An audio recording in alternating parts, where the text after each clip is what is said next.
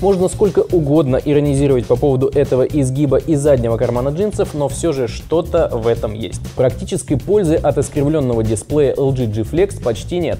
Однако ощущения. Помните все эти концепты необычной формы? Вот это где-то совсем рядом. За 15 лет сильно привыкаешь к тому, что экраны плоские, а тут какой-то диссонанс. Открываешь, например, Facebook, клавиатура под одним углом, а сам чат под другим. Не хорошо и не плохо, но необычно.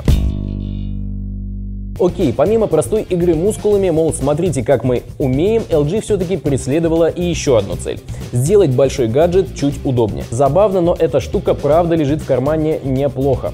Края, во всяком случае, не выпирают. Между тем, диагональ дисплея тут 6 дюймов. Как в итоге называть аппарат, смартпэд, плафон, фаблет или просто смартфон, решайте сами.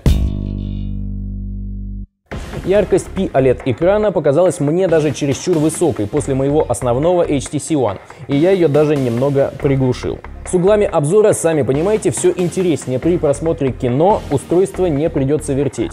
Даже вдвоем смотреть его очень комфортно, а в вертикальной ориентации покрытие особенно не бликует. Правда, разрешение не топовое, всего 1280 на 720 точек. С тем же кино все окей, а вот интерфейсы некоторых программ смотрятся мутновато.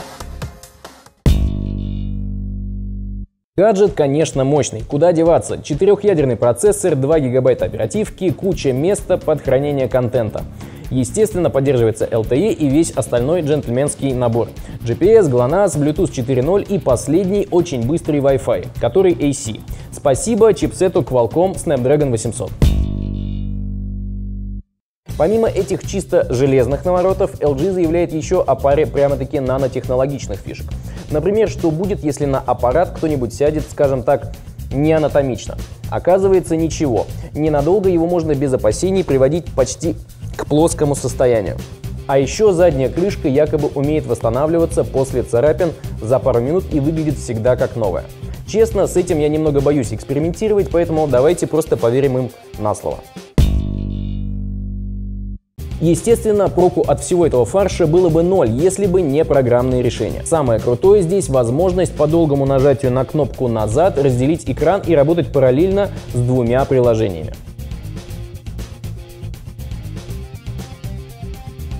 Еще можно включить и выключить экран, быстро ударив по нему 2 раза. Это удобно, когда трубка лежит на столе и нужно просто посмотреть, что там пришло.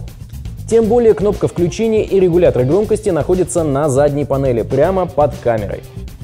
К слову, нижняя клавиша из режима ожидания вызывает приложение камеры, а верхняя — быстрые заметки Quick Memo. Еще есть приложение для управления домашней техникой с помощью инфракрасного порта. Только расположен он почему-то на задней панели, и получается, что держать аппарат надо как-то неестественно.